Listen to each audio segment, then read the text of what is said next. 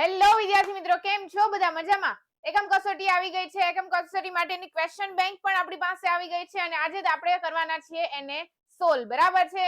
બીજી વસ્તુ, તમારા બધાને પેપર કેવું ગયું હશે, કેવું જવાનું હશે મને ખબર નથી, પરંતુ ક્યારે મને ખબર પડશે જ્યારે તમે મને કોમેન્ટ કરીને જણાવશો ત્યારે. બરાબર છે. અને આ સોલ્યુશન ફટાફટ મેળવી લેજો અને જે લોકો મારી સુધી અત્યારે પહોંચી ગયા છે, જે લોકો અત્યારે આ વિડીયો જોઈ રહ્યા છે, ફટાફટ તમારા ફ્રેન્ડ મિત્ર સાથે પણ લિંક શેર કરી દેજો અને સાથે સાથે લાઈક કરવાનું બિલકુલ ભૂલશો નહીં. બરાબર છે. તો ધોરણ 11 ની વાત કરીએ. ધોરણ 11 ની જે પ્રશ્ન બેંક છે ડિસેમ્બર 2024, બરાબર છે, જે આજ સવારે આવી છે અને આનું સોલ્યુશન આજે આપણે કરવાના છીએ. બરાબર છે. તો સૌપ્રથમ આપણે વાત કરીએ કયા ક્વેશ્ચનો પૂછાયેલા છે. બરાબર છે. ધોરણ 11 સાયન્સ જીવ વિજ્ઞાન. બરાબર છે. ચલો, આપણી ક્વેશ્ચન બેંક આવી મસ્ત કલરફુલ આ વખતે આવી છે. બરાબર છે. ચલો,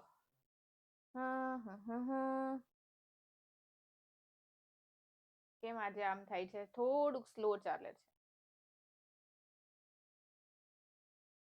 ચલો, સૌથી પહેલા આપણે વાત કરીએ વિભાગ એ ની. બરાબર છે. હવે વિભાગ એ ની અંદર પહેલો ક્વેશ્ચન કંઈક આવો હતો. બરાબર છે. કેવો હતો?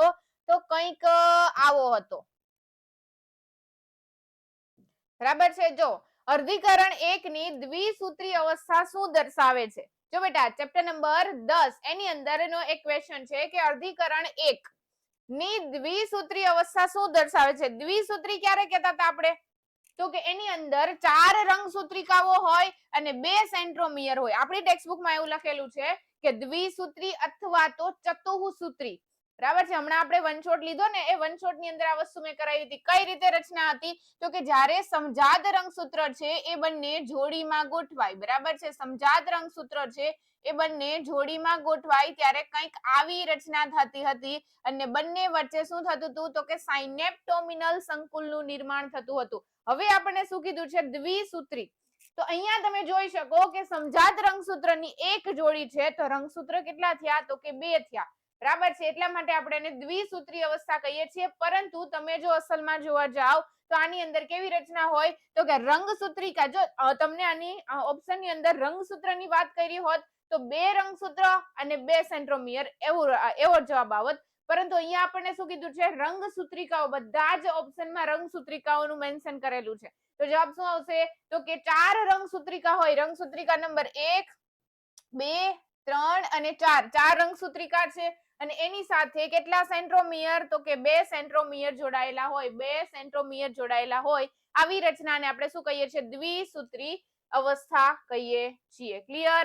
ક્વેશ્ચન નંબર 2 ની વાત કરીએ કે દ્વિકીય સજીવોમાં, જો બેટા, સજીવો મનુષ્ય સહિતની વાત કરીએ તો ઓલવેઝ મોસ્ટ ઓફલી બધા દ્વિકીય જ હોય.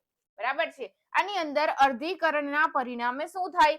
તો કે અર્ધીકરણના પરિણામે, અર્ધીકરણ ક્યાં થાય? તો કે જનન કોષની અંદર. તો જન્યુનું નિર્માણ થાય. તો પહેલો ઓપ્શન સાચો છે, જન્યુનું નિર્માણ થાય. રંગસૂત્રની સંખ્યામાં ઘટાડો થાય. એનો મતલબ શું થાય? તો કે દ્વિકીય એનિમલ છે, દ્વિકીય સજીવ છે, એ દ્વિકીયમાંથી શું થશે? તો કે અર્ધીકરણ થઈ સંતતિ કોષની અંદર માત્ર ને માત્ર કેટલા? તો કે પ્લોઈડી અડધી થઈ જાય. અડધા જ રંગસૂત્ર આવે છે. તો રંગસૂત્રની સંખ્યામાં ઘટાડો થયો કે નહીં? અને ભિન્નતા સર્જાય છે. શા માટે ભિન્નતા સર્જાય? કારણ કે વ્યતિકરણની પ્રક્રિયા થાય છે. અર્ધીકરણ 1 ની અંદર, પૂર્વાવસ્થા 1 ની અંદર વ્યતિકરણ થાય છે. વ્યતિકરણના કારણે શું થાય છે? તો કે પિતૃ કોષો છે, પિતૃ રંગસૂત્ર છે, બંને વચ્ચે વ્યતિકરણ થઈ બંનેના રંગસૂત્રની અંદર આવેલા જનીનોની આપ-લે થાય છે, જેના કારણે આપણને શું થાય છે? ભિન્નતા સર્જાય છે. એટલે જવાબ શું આવશે? તો કે આપેલ તમામ. ક્લિયર? ચલો, ફટાફટ લાઈક કરજો અને સાથે સાથે તમારા ફ્રેન્ડ મિત્ર સાથે શેર કરજો. 100+. જો બેટા, લાઈક નો ટાર્ગેટ હું તમને અત્યારે જ આપી દઉં છું. 100+ લાઈક થવી જોઈએ. બરાબર છે. ચલો, અહીંયા આપણે આગળ વાત કરીએ કે પ્રાણી કોષમાં એસ તબક્કા દરમિયાન બનતી 2 ચાવીરૂપ ઘટના છે કે જેની અંદર પેલું શું છે? તો કે ડીએનએ નું સ્વયં જનન થાય. આપણને ખ્યાલ છે એસ તબક્કાને એટલે તો સિન્થેસિસ ફેઝ કહીએ છીએ. એસ તબક્કો એટલે જ કહીએ છીએ કે જ્યાં ડીએનએ નું સ્વયં જનન થાય. બીજું શું છે? તો કે કોષ કેન્દ્રિકાનું દ્વિગુણન થાય. આ ઘટનાઓ કોષના કયા ભાગમાં થાય છે? આપણે બધાને આવડે છે આ ક્વેશ્ચનનો જવાબ. કયા ભાગમાં થાય? તો કે કોષ કેન્દ્રની અંદર. કારણ કે કોષ કેન્દ્રિકા અને રંગસૂત્ર ડીએનએ ક્યાં આવેલું છે? કોષ કેન્દ્રની અંદર. તો જવાબ શું આવશે? કોષ કેન્દ્ર. બરાબર છે. ચલો ક્વેશ્ચન નંબર 4, કોષ ચક્રના ખાલી જગ્યા તબક્કાને વિશ્રામી અવસ્થા અથવા તો વિરામી અવસ્થા કહેવામાં આવે છે. કયો તબક્કો? બહુ ઈઝી છે, G0. બરાબર છે. ક્વેશ્ચન નંબર 5, કયા પ્રાણીમાં ડિપ્લોટિન અવસ્થા? બરાબર છે. લતા જરા પાણી દે દો. ડિપ્લોટિન અવસ્થા. બરાબર છે. શું થાય? લેપ્ટોટિન, ઝાયગોટિન, પેકેટિન, ડિપ્લોટિન અને ડાયકાઇનેસિસ. આ 5 અવસ્થામાંથી કઈ અવસ્થા? તો કે ડિપ્લોટિન અવસ્થા મહિનાઓ કે વર્ષો સુધી રહી શકે છે. કોની અંદર? તો કે પૃષ્ઠવંશીની અંદર. મેં વાત કરી હતી જ્યારે આપણે વનશોટ લીધો ત્યારે, કે જ્યારે આપણે મનુષ્યની જો વાત કરીએ તો મનુષ્યની અંદર માદાની અંદર અંડકોષની અંદર પુટ્ટિકાઓનું નિર્માણ થાય છે. એ વર્ષો કે મહિનાઓ સુધી એમનેમ હોય છે. બરાબર છે. તો આ વર્ષો કે મહિનાઓ સુધી ચાલતી રહે છે. કઈ અવસ્થા? ડિપ્લોટિન અવસ્થા. કોની અંદર? તો કે પૃષ્ઠવંશીમાં, પૃષ્ઠવંશી સજીવોની અંદર. ક્લિયર આટલી વસ્તુ? ચલો ફટાફટ લેક્ચરને લાઈક કરી દેજો, તમારા ફ્રેન્ડ મિત્ર સાથે શેર કરતા રહેજો. બરાબર છે.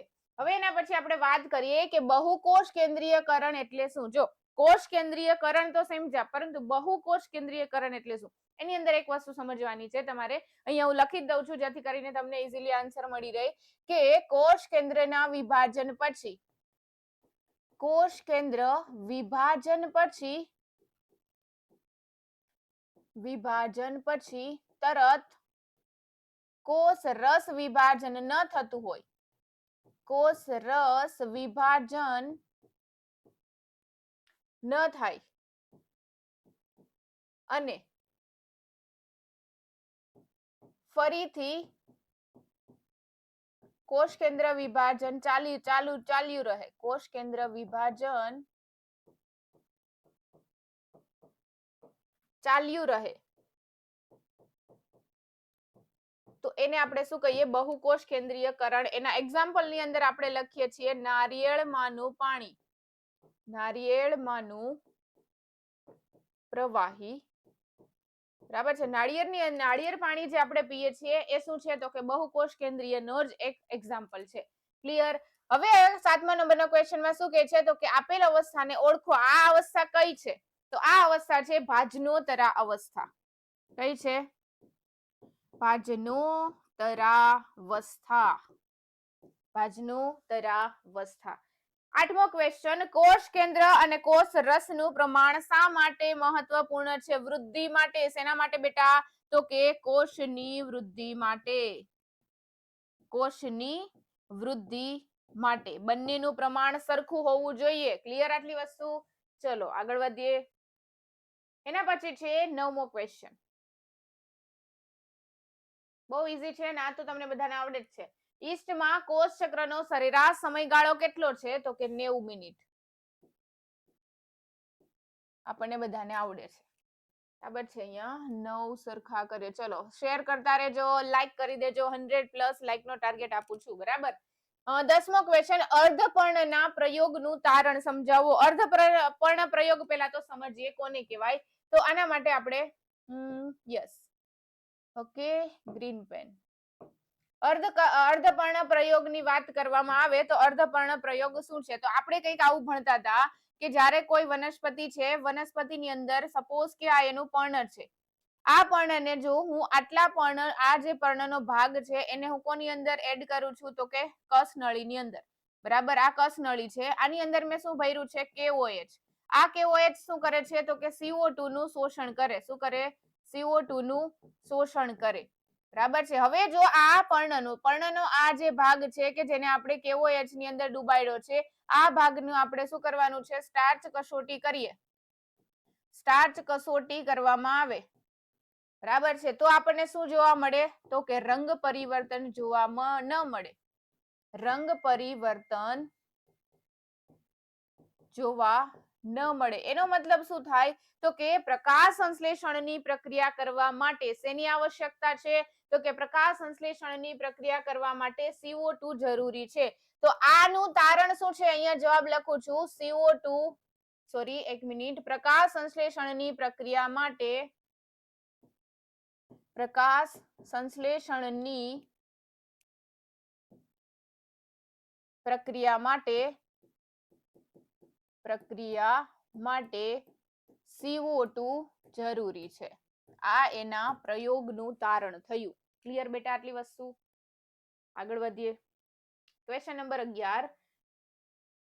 ચલો. પ્રકાશ સંશ્લેષણના સંદર્ભમાં ક્લેડોફોરા શું છે? તો કે લીલ છે. આનો ઉપયોગ શું છે? જો ક્લેડોફોરા લીલ પ્રકાશ સંશ્લેષણના જે સ્ટાર્ટિંગના પ્રયોગો છે એ આપણે ભણ્યા છીએ. ક્યાં ભણ્યા છે? તો કે લોંગ લેક્ચર ની અંદર ભણ્યા છીએ. બરાબર છે. તો આ ક્લેડોફોરા લીલ ક્યાં વપરાતી હતી? શા માટે વપરાતી હતી? તો કે જે વૈજ્ઞાનિક છે એ વૈજ્ઞાનિકે વર્ણપટનું સક્રિય વર્ણપટ સમજવા માટે ક્લેડોફોરા લીલનો ઉપયોગ કર્યો હતો. શેના માટે? તો કે સક્રિય વર્ણપટ, પ્રકાશનું સક્રિય વર્ણપટ મેળવવા માટે ક્લેડોફોરા લીલનો ઉપયોગ કર્યો હતો. બરાબર છે. Question number 12. વાન નીલ દ્વારા સૂચિત સમીકરણ લખો અને તેને સમજાવો. વાન નીલ ભાઈએ શું કર્યું હતું? તો કે H2A છે એની સાથે CO2 લીધું અને સૂર્યપ્રકાશની હાજરીમાં પ્રકાશ આપ્યો. હવે આમાંથી શું બન્યું હતું? તો કે આમાંથી બનતું હતું 2A ફ્રી થાય છે, મતલબ મુક્ત થાય છે અને CH2O બને છે. ક્લિયર આટલી વસ્તુ? તો આ છે એનું સમીકરણ. બરાબર છે. તમારે લખવાનું છે. એના પછી ક્વેશ્ચન નંબર 13. NADPH નું પૂરું નામ. જો બેટા ખાસ સમજો, NADPH નું પૂરું નામ હું ઘણી વખત લેક્ચર ની અંદર બોલી હોઈશ. Nicotinamide adenine dinucleotide phosphate hydrogen. બરાબર છે. શું થશે? નિકોટિનેમાઇડ, એક minute, yes, nicotinamide adenine ડાઇન્યુક્લિયોટાઇડ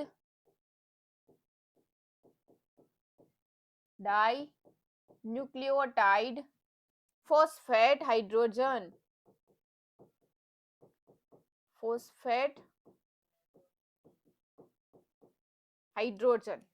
NADPH નું પૂરું નામ છે. ક્લિયર આટલી વસ્તુ? ચલો હવે જોઈએ કે ક્રોમેટોગ્રામ, ક્લોરોફિલ એ અને કેરોટીનોઇડ્સ કયા રંગો બતાવે છે? બરાબર છે. કે ક્લોરોફિલ એ અને કેરોટીનોઇડ્સ ના રંગ પૂછ્યા છે. હવે જો વાત કરીએ આપણે ક્લોરોફિલ એ ની, તો ક્લોરોફિલ એ છે એ કેવા કલરનો રંગ બતાવશે? આપણે યસ, કેવા કલરનો રંગ બતાવશે? તો કે ચળકતા અને વાદળી લીલો. ચળકતો અને વાદળી લીલો રંગ બતાવે છે. જ્યારે કેરોટીનોઇડ્સ છે એ કેવો રંગ? તો કે પીળાશ પડતો નારંગી રંગ. આ રંગ તમને મેં બધાને લખાવેલા છે. ક્લિયર? ચલો હવે તમને જોડકા આપ્યા છે. પ્રિસ્ટલી, જોસેફ પ્રિસ્ટલી. બરાબર છે. શું આવશે જોસેફ પ્રિસ્ટલી ની અંદર? તો જોસેફ પ્રિસ્ટલી છે એ ઓક્સિજનની શોધ કરેલી સૌ પ્રથમ વખત. જ્હોન ઇન્જેલહાઉસે શું કર્યું હતું? તો કે વનસ્પતિમાં ફક્ત લીલા ભાગો પ્રકાશની હાજરીમાં ઓક્સિજન મુક્ત કરે છે એવું કીધું છે. જુલિયન વોન સેચ એને શું કર્યું હતું? તો કે એને ગ્લુકોઝ સ્ટાર્ચ સ્વરૂપે સંગ્રહિત થાય છે એવી સાબિતી આપી છે. અને TW એન્જિલમેન, હમણાં આપણે સમીકરણ જોયું, TW એન્જિલમેને શું કર્યું હતું? તો કે ક્લેડોફોરા લીલનો ઉપયોગ કરી સક્રિય વર્ણપટનું પ્રથમ વખત વર્ણન કર્યું. ક્લેડોફોરા લીલનો ઉપયોગ કરીને. ત્યાં તમે આ સાયન્ટિસ્ટનું નામ TW એન્જિલમેન પણ લખી શકો છો. ક્લિયર આટલી વસ્તુ? ચલો તો જવાબ શું આવશે? બી. આગળ વધીએ.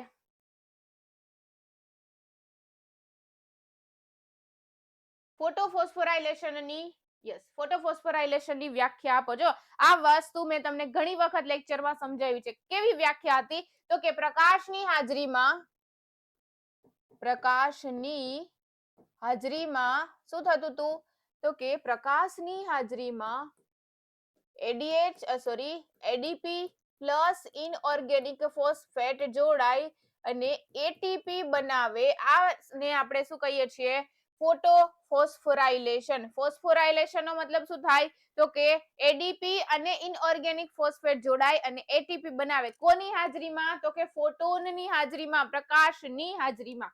ક્લિયર? ચલો લેક્ચર ને શેર કરતા રહેજો અને સાથે સાથે લાઈક પણ કરતા રહેજો. 100+ લાઈક નો ટાર્ગેટ આપણો છે, બરાબર છે. આપેલી આકૃતિમાં A B C નું સાચું નામ દર્શાવો. એ શું છે? તો આપણને ખબર છે આ આકૃતિ કોની છે, તો કે હરિતકણની આકૃતિ છે. હરિતકણની આકૃતિમાં વચ્ચેનો ભાગ છે જેને આપણે કહીએ છીએ સ્ટ્રોમા અથવા તો હરિતકણનું આધારક કહીએ. શું કહીએ બેટા? આધારક. બરાબર છે. બી શું સૂચવે છે, તો કે થાઇલેકોઇડની થપ્પીઓ છે. શું છે? થાઇલેકોઇડ છે. અને સી શું સૂચવે છે, તો કે સી છે એ બાહ્ય આવરણ છે. બાહ્ય આવરણ છે. બરાબર છે. આજે થોડુંક બોર્ડ ચોંટે છે. પછી શું કીધું છે 18મો ક્વેશ્ચન, તો કે જારક શ્વસનના 3 તબક્કાઓ અને તેના સ્થાન જણાવો. જારક શ્વસનના 3 તબક્કા કયા કયા છે? તો અહીંયા આપણે લખીએ અલગ પેનથી, જેથી કરીને તમારે ઈઝીલી આઈડેન્ટિફાઈ કરી શકો. બરાબર છે. આનો ક્વેશ્ચનનો જવાબ આપણે અહીંયા લખીએ. પહેલો તબક્કો જેને આપણે કહીએ છીએ ગ્લાયકોલિસિસ. જારક શ્વસન કીધું છે એટલે ગ્લાયકોલિસિસ. જારક શ્વસનની અંદર ગ્લાયકોલિસિસ છે એ શું છે? લિસિસ. તો કે જારક શ્વસનનો અજારક તબક્કો છે. બરાબર છે. ક્યાં થાય છે? કોષ રસની અંદર. કોષ રસની અંદર થાય. બીજો તબક્કો છે કે જેને આપણે કહીએ છીએ ટીસીએ ચક્ર, ટ્રાય કાર્બોક્સિલિક એસિડ ચક્ર, કે જે ક્યાં થાય છે? તો કે કણાભ સૂત્રના આધારકમાં થાય. અને એના પછીનો ત્રીજો તબક્કો છે જેમાં આપણે ભણ્યા હતા ઇલેક્ટ્રોન પરિવહન તંત્ર. શું ભણ્યા હતા બેટા? તો કે ઇલેક્ટ્રોન પરિવહન તંત્ર, ઇલેક્ટ્રોન ટ્રાન્સપોર્ટ સિસ્ટમ અથવા તો સાયકલ. બરાબર છે. ક્યાં થશે? તો કે કણાભ સૂત્રના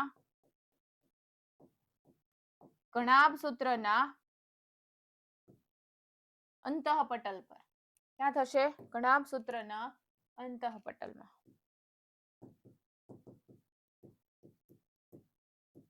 કણાભ સૂત્રના અંતઃપટલની અંદર. આ 3 વસ્તુ તમારે લખવાની છે. જારક શ્વસનના 3 તબક્કા. પહેલો તબક્કો ગ્લાયકોલિસિસ, કોષ રસની અંદર થાય, કે જે શું બનાવે છે? તો કે પાયરુવિક એસિડ બનાવે છે. આ પાયરુવિક એસિડનું વહન ક્યાં થશે? તો કે કણાભ સૂત્રના આધારકની અંદર. બરાબર છે. હવે આધારકની અંદર ટીસીએ ચક્ર ચાલે. ટીસીએ ચક્ર પછી ઇલેક્ટ્રોન ટ્રાન્સપોર્ટ સિસ્ટમ, ઇલેક્ટ્રોન પરિવહન તંત્ર, કે જે ક્યાં ચાલે છે? તો કે કણાભ સૂત્રના અંતઃપટલની અંદર. ક્લિયર? ચલો ફટાફટ કોમેન્ટ કરજો, તમારા ફ્રેન્ડ મિત્ર સાથે શેર કરતા રહેજો. એના પછીનો ક્વેશ્ચન નંબર 19 શું કહે છે? તો કે પાયરુવિક એસિડનું લેક્ટિક એસિડમાં રૂપાંતરણ કયા ઉત્સેચક દ્વારા થાય છે? જો 2 ઉત્સેચક તમારે યાદ રાખવાના હતા આથોણની અંદર. બરાબર છે. એની અંદરથી તમારે એક વસ્તુ એવી યાદ રાખવાની છે કે જ્યારે પાયરુવિક એસિડ છે એ લેક્ટિક એસિડમાં ફેરવાય છે એ વખતે CO2 મુક્ત નથી થતો. તો કોણ મુક્ત થાય છે? તો કે NaDH માંથી NAD માંથી NaDH બને છે. બરાબર છે. તો H+ મુક્ત થયો. તો આ વખતે કયો? તો કે લેક્ટોઝ ડિહાઇડ્રોજિનેઝ. બરાબર છે. હાઇડ્રોજન મુક્ત થાય છે. એટલા માટે ઉત્સેચક કયો આવશે? તો કે લેક્ટેટ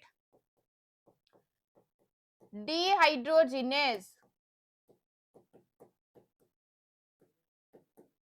ક્લિયર? ચલો એના પછી છે સાઇટ્રિક એસિડ ચક્રમાં આધારક આધારિત ફોસ્ફોરીકરણ. એક ઉદાહરણ આપીને સમજાવો. બરાબર છે. એક ઉદાહરણ આપવાનું છે. સાઇટ્રિક એસિડ ની અંદર આધારક આધારિત ફોસ્ફોરીકરણમાં કયું આવશે? તો કે સક્સિનાઇલ કોએન્ઝાઇમ એ માંથી શું બનતું હતું? તો કે સક્સિનિક એસિડ.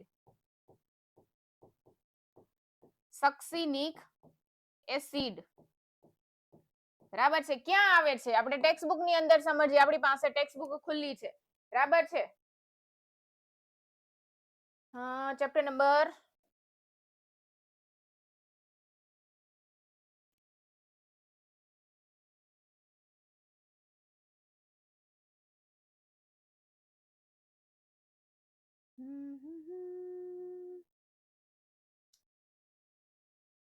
યસ, આ ચેપ્ટર ની આના પછીનું ચેપ્ટર આપણી ટેક્સ્ટ બુક ની અંદર લખેલું છે. બરાબર છે. ચલો કઈ જગ્યાએ લખેલું છે? આજે થોડોક બોર્ડ બહુ સ્લો ચાલે છે. કઈ વાંધો નહીં, આપણે થોડોક લેક્ચર લાંબો થશે એ જ ને. બરાબર ને? યસ. ચલો આના પછી તમારે બતાવવું જરૂરી છે, વળી પાછા તમે કહેશો કે મેડમ આમાં આવું ન આવે, બરાબર ને? એના કરતા આપણે ટેક્સ્ટ બુક ખોલીને જોઈ લેવાનું. બધી વસ્તુ બેટા ટેક્સ્ટ બુક ની અંદર આપેલી હોય છે. ટેક્સ્ટ બુક બહાર ક્યાંય ક્યારેય ક્વેશ્ચનો પૂછાતા જ નથી, આઉટ ઓફ સિલેબસ ના ક્વેશ્ચનો હોતા નથી, બરાબર છે? ચલો યસ અહીંયા લખ્યું છે, જોર્યું. ઓકે, આવી ગયું. ચલો કઈ રીતે છે ખાસ સમજો તો કે સક્સિનાઇલ કોએન્ઝાઇમ એ માંથી સક્સિનિક એસિડના રૂપાંતરણ દરમિયાન જીટીપી ના એક અણુનું નિર્માણ થાય છે. આ પ્રક્રિયાને આધારક આધારિત ફોસ્ફોરાયલેશન કહે છે. આપણને ક્વેશ્ચન સેમ એ જ પૂછ્યું છે ને, આધારક આધારિત ફોસ્ફોરીકરણ શું છે? ફોસ્ફોરાયલેશન કે ફોસ્ફોરીકરણ બંને એક જ થાય, બરાબર? તો સક્સિનાઇલ કોએન્ઝાઇમ એમાંથી સક્સિનિક એસિડ. ક્વેશ્ચન નંબર 21, જારક શ્વસનમાં વીજાણુ એટલે કે ઇલેક્ટ્રોનનો અંતિમ ગ્રાહક, ગઈકાલે આ વસ્તુ ભણ્યા, ગઈકાલે મેં લખાવેલું પણ છે, અંતિમ ગ્રાહક કોણ છે તો કે ઓક્સિજન છે, બરાબર છે? ક્લિયર? હવે શ્વસનમાં સંયોજનોનું ઓક્સિડેશન થવાથી ઉર્જા મુક્ત થાય છે. શ્વસનની જે વ્યાખ્યા આપી છે બેટા, શ્વસનની પ્રક્રિયામાં શું થાય તો કે સંયોજનોનું ઓક્સિડેશન થાય, જટિલ કાર્બનિક દ્રવ્યનું ઓક્સિડેશન થાય એવું આપણે લખ્યું છે, બરાબર છે? અને શું મુક્ત થાય તો કે ઉર્જા મુક્ત થાય. આ ઉર્જા કેવી રીતે સંગ્રહિત થાય તો કે એટીપી સ્વરૂપમાં. કયા સ્વરૂપમાં? એટીપી ના સ્વરૂપમાં સંગ્રહિત થાય. અને જ્યારે જરૂર હોય ત્યારે ક્યારે અને કેવી રીતે મુક્ત થાય છે તો આ એટીપી ના સ્વરૂપમાં સંગ્રહિત થયેલી ઉર્જા ક્યારે મુક્ત થશે તો કે ઈટીએસ દ્વારા, ઇલેક્ટ્રોન ટ્રાન્સપોર્ટ સિસ્ટમ દ્વારા મુક્ત થાય છે. અને કેવી રીતે મુક્ત થાય છે તો કે ઈટીએસ ક્યાં ચાલે છે? કણાભ સૂત્રના અંતઃપટલની અંદર. અંતઃપટલની અંદર હજી એક વસ્તુ શું છે? એક વસ્તુ છે જેને આપણે કહીએ છીએ એટીપી સિન્થેટેઝ.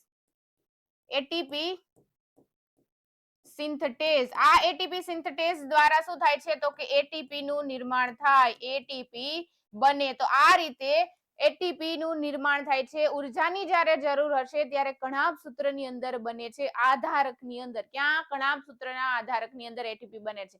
એટલા માટે આપણે કણાભ સૂત્રને શું કહીએ છીએ? કોમેન્ટ કરો.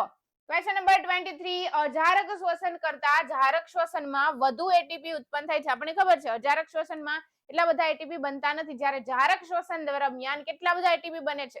38, 34 જેટલા બને, 36 જેટલા બને. છતાં પણ મનુષ્ય અને આવૃત બીજધારી કે જે જારક પરિસ્થિતિમાં, આપણે બધા જારક પરિસ્થિતિમાં રહીએ છીએ, ઓક્સિજન વગર જીવી શકતા નથી, એવી જ રીતે આવૃત બીજધારી વનસ્પતિ છે, બરાબર છે? કે જેની અંદર શું છે તો કે એ પણ જારક પરિસ્થિતિમાં રહે છે. તેની અંદર અજારક શ્વસન શા માટે થાય છે? કારણ કે એવી જગ્યાએ જ્યારે આપણે કોઈ પર્વત ચડતા હોય, જ્યારે આપણે જીમ કરતા હોય, જ્યારે આપણે એક્સરસાઇઝ કરતા હોય, એ વખતે આપણા શરીરની અંદર ઓક્સિજનની કમી જણાય. ઓક્સિજનની કમી જણાય એટલે સ્નાયુની અંદર શું થશે તો કે પાયરુવિક એસિડ છે એ તરત શેમાં ફેરવાઈ જશે? લેક્ટિક એસિડમાં ફેરવાઈ જશે. એટલા માટે આપણા શરીરની અંદર, આપણા સ્નાયુની અંદર અથવા તો વનસ્પતિની અંદર ઓક્સિજનની કમીના કારણે આ થવાની પ્રક્રિયા થાય છે. અજારક શ્વસનની પ્રક્રિયા થાય O2 ની કમીના કારણે. O2 ની કમીના કારણે આવું થાય છે, બરાબર છે? હવે અહીંયા તમને એક ચાર્ટ આપેલો છે, એનામાં તમારે ABCD નામ નિર્દેશન કરવાનું છે. એ શું છે તો જો અહીંયા આપણી પાસે બે વસ્તુ હોય, એરોની ઓલી બાજુ છે એટલે શું હશે તો કે એટીપી બનતી હશે. આ એટીપી સિન્થેટેઝ છે, બરાબર છે? એટીપી બને છે તો શેમાંથી બને તો કે એડીપી પ્લસ ઇનઓર્ગેનિક ફોસ્ફેટ, બરાબર છે? હવે અહીંયા F2 છે તો અહીંયા શું હશે? F1 હશે. એટીપી સિન્થેટેઝના બે અણુ છે, F1 અને F0 અથવા તો F1 F2 કહીએ. અને ડી શું છે તો કે બે હાઇડ્રોજનના અણુ. એક એટીપી બનાવવા માટે બે હાઇડ્રોજનના અણુની જરૂરિયાત છે બેટા, બરાબર છે? એક એટીપી બનાવવા માટે હાઇડ્રોજનના બે અણુ જોઈએ, તો બે હાઇડ્રોજન છે એ ત્યાં જશે તો જ એડીપી માંથી એટીપી બનશે. ક્લિયર? હવે 25મો ક્વેશ્ચન, પાયરુવિક એસિડ કોએન્ઝાઇમ એ NAD+ પ્રક્રિયક છે, એમાંથી શું નિપજ બને છે તો કે એસિટાઇલ કોએન્ઝાઇમ એ બને છે. યાદ કરો ટીસીએ ચક્ર, ટીસીએ ચક્રના સ્ટાર્ટિંગમાં ઉપર આપણે લખ્યું હતું એ વસ્તુ આ તમને પૂછી છે. એસિટાઇલ કોએન્ઝાઇમ એ છે. હવે NAD છે તો NAD માંથી શું બને છે તો કે NADH2 બને છે, પરંતુ H+ ઓલરેડી આપણને બતાવેલા છે. હજી સાથે સાથે શું બનતું હતું તો કે CO2 મુક્ત થતું હતું. તો આ કંઈક જવાબ આવશે. જો બેટા દરેક ક્વેશ્ચન ના જવાબ આપણા લેક્ચર ની અંદર કરાવેલા છે, તો હું ઓલવેઝ કહું છું લેક્ચર અટેન્ડ કરો, લેક્ચર ની અંદર ધ્યાન આપો, આવીને વાતો ઓછી કરો લેક્ચરમાં. જ્યારે મજાકનો ટાઈમ હોય ત્યારે મજાક કરી લેવાની, પરંતુ જ્યારે ભણાવતા હોય ત્યારે ભણી લેવાનું. ક્લિયર? કારણ કે દરેક વસ્તુ મેં લખાવેલી છે, કરાવેલી છે. ક્લિયર? ચલો ક્વેશ્ચન નંબર 26, પ્રાણીઓ અને વનસ્પતિની કઈ પેશી અર્ધીકરણ દર્શાવે છે? જો અર્ધીકરણની પ્રક્રિયા જનન કોષની અંદર થાય તો અહીંયા શું આવશે? જનન કોષ. જનન કોષની અંદર અર્ધીકરણની પ્રક્રિયા થાય. ખાલી જગ્યા પૂર્ણ કરો. ક્વેશ્ચન નંબર 27, એવું જોવામાં આવે છે કે હૃદયના કોષો ક્યારેય વિભાજન દર્શાવતા નથી. આવા કોષો કે જે ફરીથી વિભાજન પામતા નથી અને ખાલી જગ્યા અવસ્થામાંથી નીકળીને કઈ અવસ્થામાંથી નીકળે? તો કે G1 અવસ્થામાંથી નીકળી અને નિષ્ક્રિય અવસ્થામાં પહોંચે છે, તેને શું કહેવામાં આવે? તો કે કોષ ચક્રની વિરામી અવસ્થા કહેવાય. વિરામી અથવા તો G0 અવસ્થા કહેવાય. ક્લિયર? ચલો ક્વેશ્ચન નંબર 28, પ્રકાશ સંશ્લેષણની પ્રકાશ પ્રક્રિયામાં શું પ્રાપ્ત થાય છે? પ્રકાશ સંશ્લેષણની પ્રકાશ પ્રક્રિયાની અંતે આપણને પ્રાપ્ત થાય એટીપી, આપણને પ્રાપ્ત થાય હાઇડ્રોજન અને આપણને પ્રાપ્ત થાય ઓક્સિજન. આપણી જે પ્રકાશ પ્રક્રિયાની વ્યાખ્યા છે એની અંદર આ ત્રણેય વસ્તુ મેન્શન કરેલી છે. ન ખબર હોય તો ફરી પાછો લેક્ચર જોઈ લેજો. ક્લિયર? ચલો ક્વેશ્ચન નંબર 29, શું છે? C3 વનસ્પતિમાં કયો ઉત્સેચક જોવા મળતો નથી? C3 વનસ્પતિની વાત કરી છે, C3 ચક્રની વાત નથી કરી. હવે C3 વનસ્પતિ હોય કે જેની અંદર પ્રકાશ શોષણની પ્રક્રિયા થાય છે. હવે પ્રકાશ શોષણની પ્રક્રિયામાં આપણે એવું ભણ્યા હતા કે રૂબિસ્કો નામનો ઉત્સેચક છે, એ રૂબિસ્કો નામનો ઉત્સેચક જ્યારે ઓક્સિજન સાથે જોડાય છે ત્યારે ઓક્સિજનેઝ તરીકે વર્તે.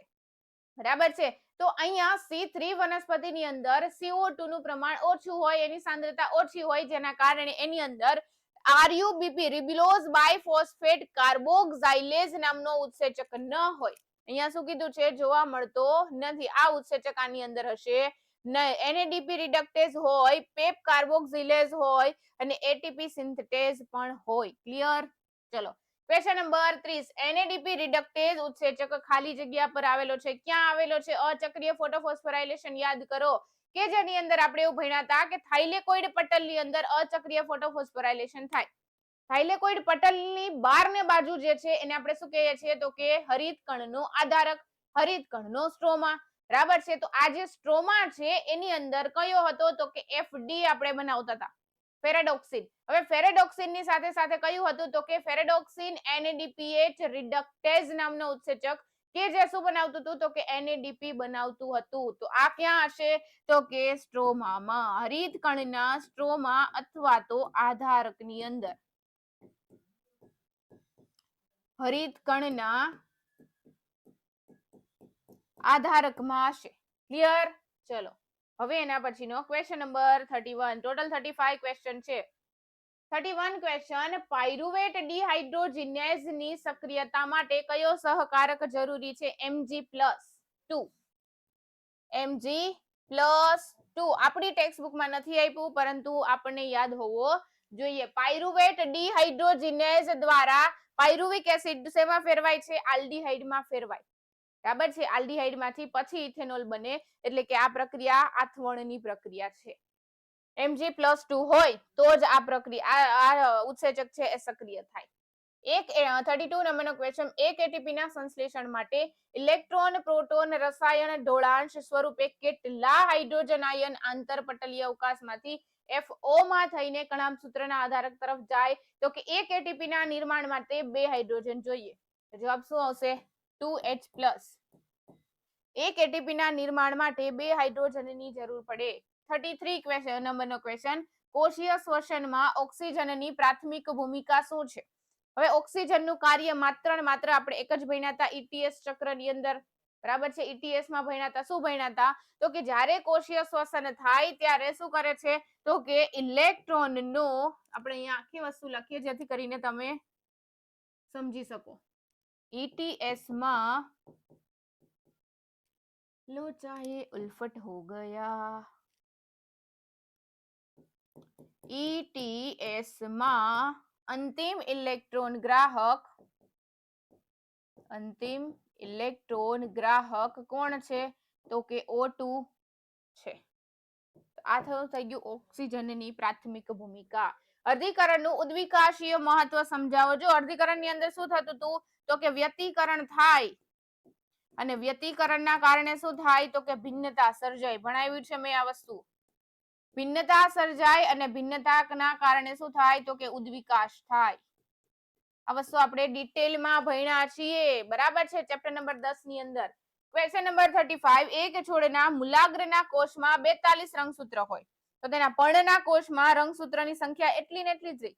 મૂળની અંદર મૂલાગ્રનો જે કોષ છે એની અંદર 42 હોય તો પર્ણના કોષની અંદર પણ કેટલા હોય? તો કે 42 રંગસૂત્ર જોવાના ને કઈ બદલાઈ થોડા જવાના.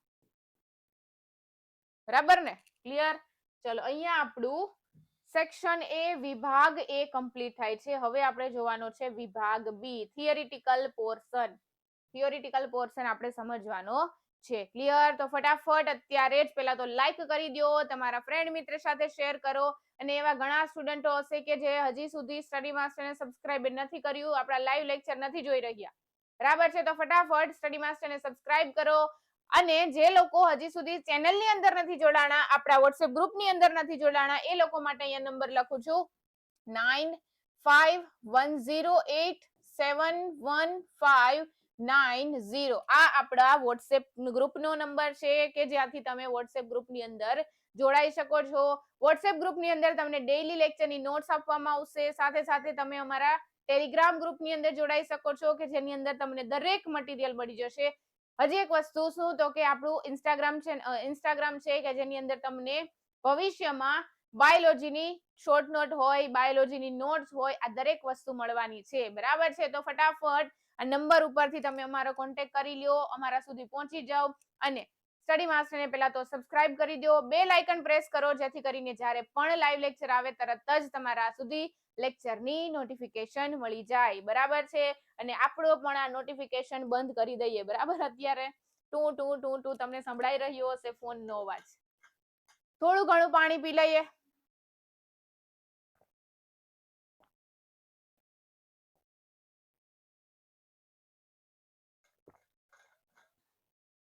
પેલું કેવું મૂવીમાં ઇન્ટરવલ પડે ને, આપણે એમ ઇન્ટરવલ પાડ્યો છે 2 મિનિટનો.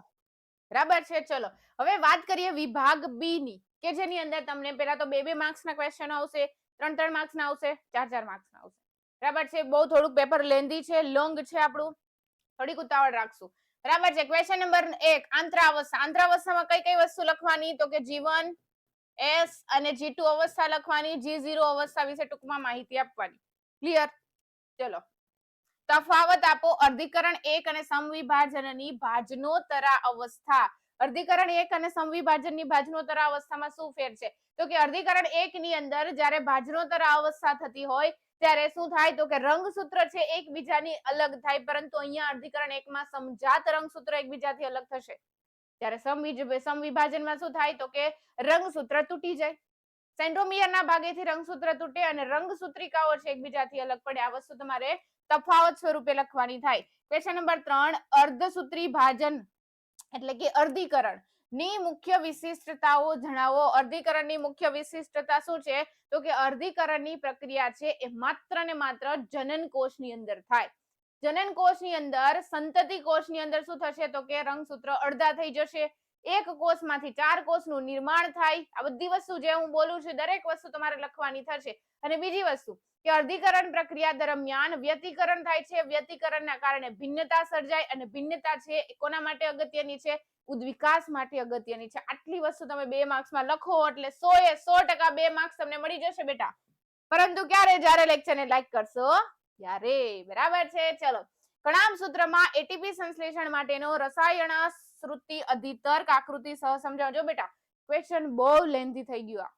આ ક્વેશ્ચન હકીકતમાં 3 માર્ક્સમાં પૂછવો જોઈએ, પરંતુ અહીંયા તમને 2 માર્ક્સમાં પૂછ્યો છે. પરંતુ આપણને આવડે છે. રસાયણ શ્રુતિ અધિતર્ક 2 વખત ભણ્યા છીએ. ક્યારે? તો કે એક વખત આપણે ડિટેલમાં અને એક વખત વન શોટ ની અંદર 2 દિવસ પહેલા જ. તો આ તમને આવડે છે. બરાબર છે? ક્વેશ્ચન નંબર 5 તફાવત આપો જારક શ્વસન અને આથવણ. આ તફાવત મેં લખાવેલો છે. મારો વન શોટ લેક્ચર જોઈ લેજો અને ડિટેલ લેક્ચર જોજો, ત્યાંથી તમને આનો જવાબ મળી જશે. Question number 6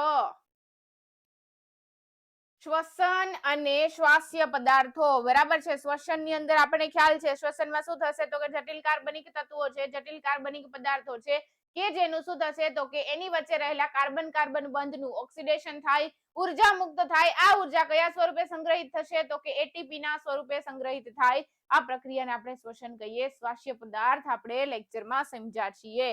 question number 7, citric acid ચક્ર દોરો. જો ટીસીએ ચક્ર દોરવાનું કીધું છે, દોરવા માટે મેં તમને શોર્ટ ટ્રીક આપી હતી, કઈ રીતે ડ્રો કરવાની છે તેનું સંક્ષિપ્તમાં સમીકરણ લખો. મતલબ લાસ્ટમાં મેં જે સમીકરણ લખાયું હતું ને, 4 NADPH2 મુક્ત થતા હતા, 1 FAD, 1 GTP, આ દરેક વસ્તુ લખવાની. ક્વેશ્ચન નંબર 8, હરિત કણ પૂછ્યું. જો બેટા આ તો આપણે 8મા ચેપ્ટરમાં આવી ગયું, પરંતુ હરિત કણની માત્ર આકૃતિ દોરવાની છે. ક્વેશ્ચન નંબર 9, તફાવત આપો પ્રકાશ પ્રક્રિયા અને અંધકાર પ્રક્રિયા. આનો તફાવત તમને ક્યાં મળશે તો કે આનો તફાવત તમને વન શોટમાં પણ મળવાનો છે અને લોંગ લેક્ચરની અંદર પણ મળી જશે. લખવો હોય તો ત્યાંથી લખી લેજો. ક્લિયર? ચલો ક્વેશ્ચન નંબર 10, પાણીનું પ્રકાશ પ્રેરિત વિયોજન વર્ણવો. પાણીનું પ્રકાશ પ્રેરિત વિયોજન મતલબ શું થશે તો કે અચક્રીય ફોટોફોસ્ફોરાયલેશન ભણ્યા. અચક્રીય ફોટોફોસ્ફોરાયલેશન ની અંદર ક્યારે તો કે OEC આવતું હતું, ઓક્સિજન ઇવોલ્વિંગ કોમ્પ્લેક્સ. એ શું કરે છે તો કે જ્યારે ફોટોસિસ્ટમ 2 પાસે 680 નેનોમીટર તરંગ લંબાઈ ધરાવતા પ્રકાશના કિરણો પડે છે, તરત જ પાણીનું શું થઈ જાય, પ્રકાશ પ્રેરિત વિભાજન થાય, એટલે કે H2O છે, H2O માંથી 1/2 O2 મુક્ત થાય, સાથે સાથે 2H+ બને અને સાથે સાથે ઇલેક્ટ્રોન મુક્ત થાય. આ ઇલેક્ટ્રોન અચક્રીય ફોટોફોસ્ફોરાયલેશન ની અંદર જતા રહે અને પાણીનું વિયોજન થઈ ગયું. ક્લિયર? આ વસ્તુ તમારે લખવાની છે બેટા. ફટાફટ લેક્ચરને લાઈક કરી તમારા ફ્રેન્ડ મિત્ર સાથે શેર કરતા રહેજો. ક્વેશ્ચન નંબર 11, જારક શ્વસનની મુખ્ય ઘટનાઓ જણાવો. જારક શ્વસનની મુખ્ય 3 ઘટના છે. જારક શ્વસનનો અજારક તબક્કો ગ્લાયકોલિસિસ, જારક શ્વસનનો જારક તબક્કો ટીસીએ ચક્ર અને છેલ્લે ઇલેક્ટ્રોન પરિવહન તંત્ર. આ ત્રણેય વસ્તુ તમારે સમજાવવાની છે. ટૂંકમાં 2 માર્ક્સનો સવાલ છે એટલે ત્રણેય વસ્તુ ડિટેલમાં નથી લખવાની, ટૂંકમાં સમજાવવાની છે આની અંદર શું થાય. ક્વેશ્ચન નંબર 12, પ્રકાશ સંશ્લેષણની પ્રક્રિયા પર અસર કરતા આંતરિક પરિબળો જણાવો અને બ્લેકમેનનો ન્યૂનતમ કારકનો નિયમ લખો. બરાબર છે, આંતરિક પરિબળો સમજાવવાના છે. ક્લિયર? ચલો હવે એના પછી છે cranes anatomy. Question number 13, cranes anatomy. બરાબર છે, ક્રેન્સ એનાટોમી કોની અંદર જોવા મળે? C4 વનસ્પતિની અંદર. ક્યાં જોવા મળશે? C4 વનસ્પતિમાં. C4 વનસ્પતિની અંદર શું છે તો કે વાહક પેશી છે. વાહક પેશીની આજુબાજુ કોણ તો કે મૃદુતકના કોષો, અથવા સોરી મધ્યપર્ણ પેશીના કોષો, મધ્યપર્ણ અને પુલકંચુક. પુલકંચુકના કોષો કઈ રીતે ગોઠવાય તો કે ગાઢ રીતે ગોઠવાય છે, એકદમ નજીક નજીક ગોઠવાય છે, આંતરકોષીય અવકાશ ઘટી જાય, અપ્રવેશશીલ બની જાય ઘટકો માટે. આને આપણે કહીએ છીએ ક્રેન્સ પેશીય રચના. અને કોષોની લાક્ષણિકતા, મૃદુતકના કોષો લખવાના અને પુલકંચુકના કોષોની લાક્ષણિકતા જણાવવાની. ક્વેશ્ચન નંબર 14, ગ્લાયકોલિસિસ અને સાઇટ્રિક એસિડ ચક્ર. બંનેની વ્યાખ્યા લખી દેવાની. ગ્લાયકોલિસિસમાં શું થાય છે? ગ્લુકોઝનું પાયરુવિક એસિડમાં ફેરવાય છે. સાઇટ્રિક એસિડ ચક્રમાં શું થાય છે તો કે પાયરુવિક એસિડ છે. પછી બીજી વસ્તુ, સાઇટ્રિક એસિડમાં એક વસ્તુ તમે લખી શકો, પ્રથમ CO2 સ્થાપક અણુ કયો છે, સ્થાયી નિપજ કઈ છે, સાઇટ્રિક એસિડ કે જે 6 કાર્બનની હોય. આ દરેક વસ્તુ લખી દેવાની. પાયરુવિક એસિડ છે સૌપ્રથમ ક્યાંથી આવતું હતું? કોષ રસમાં છે, કોષ રસમાંથી કણાભસૂત્રના આધારકમાં આવે, શર્કરા બને, વસ્તુ લખવાની. ક્વેશ્ચન નંબર 15, તફાવત આપો આલ્કોહોલિક આથવણ અને લેક્ટિક એસિડ આથવણ. કાલે જ ભણ્યા. બરાબર છે, આલ્કોહોલનું નિર્માણ થાય, ઇથેનોલ બનતું હતું આલ્ડીહાઇડમાંથી, પાયરુવિક એસિડ, આલ્ડીહાઇડ, ઇથેનોલ. પેલામાં શું થાય? લેક્ટિક એસિડમાં. હમણાં આની આગળ MCQ જોયા, એની અંદર પણ તમને મળી જશે. Question number 16, EMP પરિપથ. ઇલેક્ટ્રોન સ્વચ્છ અને સુદ્રઢ ચાર્ટ દોરો. બરાબર છે, EMP પરિપથમાં શું આવશે? એમડેન, મેયરોફ, પરનાસ. કમેન્ટ કરો, કાલે ભણાવ્યું બેટા. EMP પરિપથ કોને કહેતા હતા તો કે ક્વેશ્ચન નંબર 17, વનસ્પતિઓ શ્વસનાંગો વગર જીવન જીવી શકે છે? કારણ આપો. વન શોટ નહીં, પરંતુ ક્યાં ભણાવ્યું? લોંગ લેક્ચર ની અંદર આ વસ્તુ મેં ભણાવી છે. ક્વેશ્ચન નંબર 18, ઇલેક્ટ્રોન પરિવહન તંત્રનો માત્ર ચાર્ટ દોરો છે. ચાર્ટ દોરો આપણી ટેક્સ્ટ બુકમાં નીટ એન્ડ ક્લીન આપેલો છે. ક્વેશ્ચન નંબર 19, શ્વસન સંતુલન ચાર્ટ માટેની નિશ્ચિત કલ્પનાઓ જણાવો. શ્વસન સંતુલન ચાર્ટ મેં તમને ટેબલ દ્વારા લખાયું છે. ગ્લાયકોલિસિસ દરમિયાન કેટલા એટીપી બને, ટીસીએ ચક્ર દરમિયાન કેટલા એટીપી બને અને સાથે સાથે ઇલેક્ટ્રોન પરિવહન તંત્ર દરમિયાન શું થાય, આ દરેક વસ્તુ તમારે લખવાની થશે. ક્લિયર? આરક્યુ ની વ્યાખ્યા આપી, મેદ મતલબ ચરબી, નો આરક્યુ, ચરબીનો આરક્યુ કેટલો હતો 0.7. સમીકરણ સહિત લખવાનું છે બેટા, બરાબર છે. 105 CO2 હતું, 142 ઓક્સિજન હતા, એમાંથી 0.7 મળતો હતો શ્વસનાંક. આરક્યુ નો મતલબ શું થાય? શ્વસનાંક. વિભાગ સી. વિભાગ સી નો પહેલો ક્વેશ્ચન, સમસૂત્રી ભાજન અને અર્ધીકરણની ભાજનાવસ્થા વચ્ચેનો મુખ્ય તફાવત આપો. સમસૂત્રી ભાજન મતલબ સમવિભાજન, અર્ધીકરણની ભાજના અવસ્થા મતલબ કઈ થાય? તો કે અર્ધીકરણ 1 ની ભાજના અવસ્થા 1. અર્ધીકરણ 1 ની ભાજના અવસ્થા 1 ની અંદર શું થાય? સમજાત રંગસૂત્ર છે એ જોડીમાં ગોઠવાય મધ્ય પટલ ઉપર, જ્યારે સમવિભાજનની અંદર, સમસૂત્રી ભાજનની અંદર શું થાય? તો કે રંગસૂત્ર એકલા ગોઠવાય. પેલામાં અર્ધીકરણમાં જોડી હોય, અહીંયા એકલા હોય. બધી વસ્તુ લખવાની. ક્વેશ્ચન નંબર 2, પૂર્વાવસ્થા 1 ના કોઈ પણ 3 તબક્કા લખો. લતા જરા પાણી દે દો. લેપ્ટોટીન, ઝાયગોટીન, પેક્ટિન, ડિપ્લોટીન, ડાયકાઇનેસિસ. બરાબર છે. આમાંથી તમને આવડે એવા 3 વસ્તુ લખવાની છે. ક્વેશ્ચન નંબર 3, સમસૂત્રી ભાજનની અગત્યતા સમજાવો. સમવિભાજનની અગત્યતા સમજાવવાની છે. કોષ વૃદ્ધિ થાય, મનુષ્યની વૃદ્ધિ થાય, સજીવની વૃદ્ધિ થાય. શેના કારણે? સમવિભાજનના કારણે. દૈહિક કોષની અંદર જોવા મળે બેટા.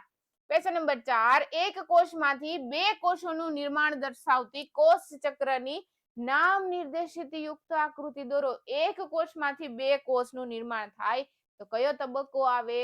સમવિભાજન. આવડે છે ને? બરાબર.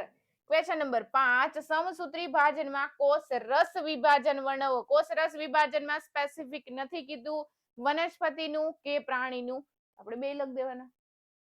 ક્લિયર? ચલો, કેસ સ્ટડી આધારિત પ્રશ્ન છે ભાઈ. ચલો, આમાંથી કોઈ પણ પૂછી શકે. અહીંયા તમને એક પેરેગ્રાફ આપ્યો છે, આપણે આખો પેરેગ્રાફ નહીં વાંચીએ, હું ડાયરેક્ટ તમને જવાબ લખાવું છું. બરાબર છે? આપણી પાસે સમય ઓછો હોવાના કારણે. પેલું શું કીધું છે? તો કે આંતરાવસ્થાની વિવિધ અવસ્થાઓ જણાવો. આંતરાવસ્થાની વિવિધ અવસ્થા કઈ આવશે? તો કે G1, S, G2 તબક્કો. કોષ વિભાજનની કઈ અવસ્થામાં તારા કેન્દ્રો વિરુદ્ધ ધ્રુવ તરફ ગતિ કરે? કોષ વિભાજનની કઈ અવસ્થામાં? તો અહીંયા તમને લખેલું છે, કઈ જગ્યાએ લખેલું છે? તો તારા કેન્દ્રનું દ્વિગુણન આંતરાવસ્થાના S તબક્કા થાય અને હવે કોષના વિરુદ્ધ ધ્રુવ તરફ ખસવાની શરૂઆત કરે આંતરાવસ્થાના S તબક્કાની અંદર. ક્લિયર? ચલો, ક્યાં હુઈ?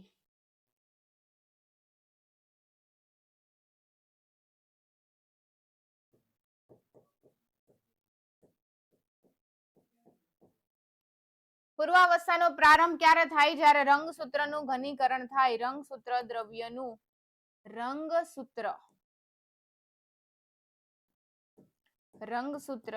દ્રવ્યનું ઘનીકરણ સાથે પૂર્વાવસ્થા 1 ની શરૂઆત થાય. 3 ક્વેશ્ચન છે, 3 માર્ક્સ મળે. બરાબર છે? હવે ક્વેશ્ચન નંબર 7. ક્વેશ્ચન નંબર 7 માં કઈ જાજુ કીધું નથી, પરંતુ અહીંયા શું કીધું છે?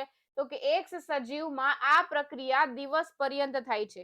કોષો આ પ્રક્રિયામાં ભાગ લે છે અને આ પ્રક્રિયા દરમિયાન એટીપી, CO2 અને પાણી ઉત્પન્ન થાય છે. આ પ્રક્રિયા પ્રકાશ આધારિત નથી. પ્રકાશ આધારિત નથી. આ પ્રક્રિયાનું નામ જણાવવાનું છે. 2 નામ આપું છું, ઓપ્શન તમને આપું છું. આનો જવાબ તમારે મને કોમેન્ટ કરીને જણાવવાનું છે. એક છે પ્રકાશ પ્રક્રિયા અને બીજું છે અંધકાર પ્રક્રિયા. ઓપ્શન નંબર 1 પ્રકાશ પ્રક્રિયા, ઓપ્શન નંબર 2 અંધકાર પ્રક્રિયા. કઈ પ્રક્રિયા હશે? કોમેન્ટ કરીને જણાવજો. તે ચયાપચય પ્રક્રિયા છે કે તે અપચય પ્રક્રિયા છે કે ચય પ્રક્રિયા છે? એ પણ આપણને ક્યારે ખબર પડશે? જ્યારે પ્રકાશ પ્રક્રિયા છે કે અંધકાર પ્રક્રિયા છે, એના ઉપરથી ખ્યાલ આવી શકે. ચય પ્રક્રિયામાં શું થાય? ગ્લુકોઝ તૂટે, શર્કરા તૂટે. જ્યારે અપચય પ્રક્રિયામાં શું થાય? તો કે નિર્માણ થાય. તો અહીંયા આ પ્રક્રિયા કેવી હશે? તો કે અપચય પ્રક્રિયા હશે, નિર્માણ થશે. બરાબર છે? અહીંયા શું કીધું છે? એટીપી બને, CO2 બને અને પાણી બને તો નિર્માણ થાય, એટલે કે આ પ્રક્રિયા અપચય પ્રક્રિયા છે. આ પ્રક્રિયા માટેની કાચી સામગ્રી શું છે? બરાબર છે? આ પ્રક્રિયામાં કોણ કોણ ભાગ લે છે એ વસ્તુ તમારે લખવાની થશે. બરાબર છે? હવે એના પછીનો ક્વેશ્ચન નંબર 8, એમાં પણ તમને મોટો પેરેગ્રાફ આપ્યો છે, પરંતુ આપણે માત્ર એનું શું જોવાના છીએ? તો કે જવાબ. વનસ્પતિમાં CO2 નું કાર્ય શું છે? તો કે પ્રકાશ સંશ્લેષણ માટે જરૂરી છે. પ્રકાશ સંશ્લેષણ માટે આવશ્યક છે.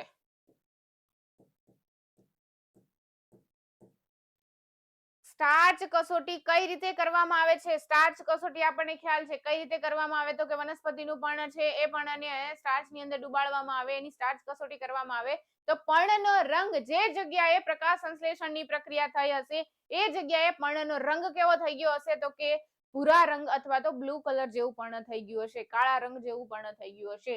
તો આ થઈ ગઈ સ્ટાર્ચ કસોટી. નકારાત્મક પરિણામ શું સૂચવે છે? તો કે રંગની ગેરહાજરી.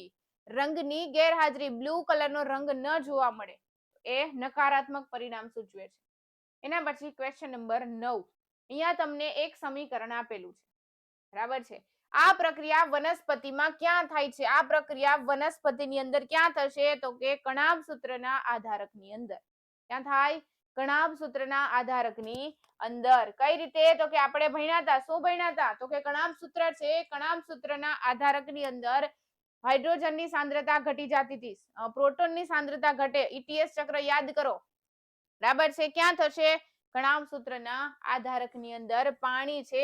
સોરી 1 મિનિટ, અહીંયા આપણે બનાવતા નથી પાણી, તોડીએ છીએ, બરાબર છે. તો આ પ્રક્રિયા ક્યાં આવે? તો કે ચેપ્ટર નંબર 11, અચક્રીય ફોટોફોસ્ફોરાયલેશન. હરિત કણના કોની અંદર? તો કે થાઇલેકોઇડ પટલની અંદર. ક્યાં થશે? Thylakoid પટલમાં, thylakoid આધારકમાં. પ્રકાશ પ્રેરિત વિભાજન છે, પાણીનું પ્રકાશ પ્રેરિત વિભાજન છે. આ પ્રક્રિયાનું મહત્વ શું છે? તો કે આ પ્રક્રિયાનું મહત્વ એવું છે, ઇલેક્ટ્રોન મુક્ત થાય અને આ ઇલેક્ટ્રોન ક્યાં જશે? અચક્રીય ફોટોફોસ્ફોરાયલેશનમાં જાય. અચક્રીય ફોટોફોસ્ફોરાયલેશન.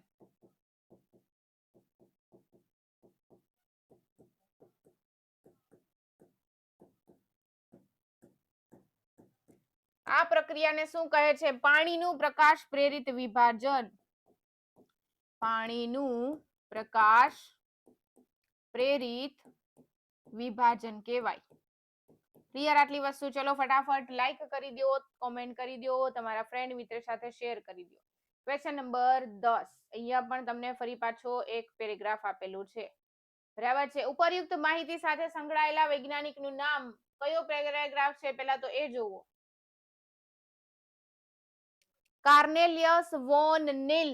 વોન નીલ નામનો વૈજ્ઞાનિક છે, બરાબર છે. વોન નીલ નામનો વૈજ્ઞાનિક, કારણ કે વોન નીલ નું શું છે? એક સમીકરણ છે અને એ સમીકરણ હમણાં આપણે આગળ MCQ માં લખ્યું હતું, બરાબર છે. તો આ વૈજ્ઞાનિકનું નામ કયું આવશે? વોન નીલ, કાર્નેલિયસ વોન નીલ. બેક્ટેરિયામાં પ્રકાશ સંશ્લેષણ માટેનું સમીકરણ આપો. સમીકરણ તમને ક્યાં મળી જશે? ટેક્સ્ટ બુક ની અંદરથી મળી જશે, બરાબર છે. હાઇડ્રોજન દાતાનું નામ જણાવો. હાઇડ્રોજન નો દાતા કોણ થતો હતો? તો કે H2S. કોણ આવે? સલ્ફર વાળા બેક્ટેરિયાની વાત થઈ છે આની અંદર, એટલે કે H2S. ક્લિયર? સમીકરણની જો વાત કરવામાં આવે તો સમીકરણ કંઈક આવું છે, CO2 પ્લસ H2O. એમાંથી શું બને? પ્રકાશની હાજરીમાં C6H12O6 પ્લસ ઓક્સિજન મુક્ત થાય,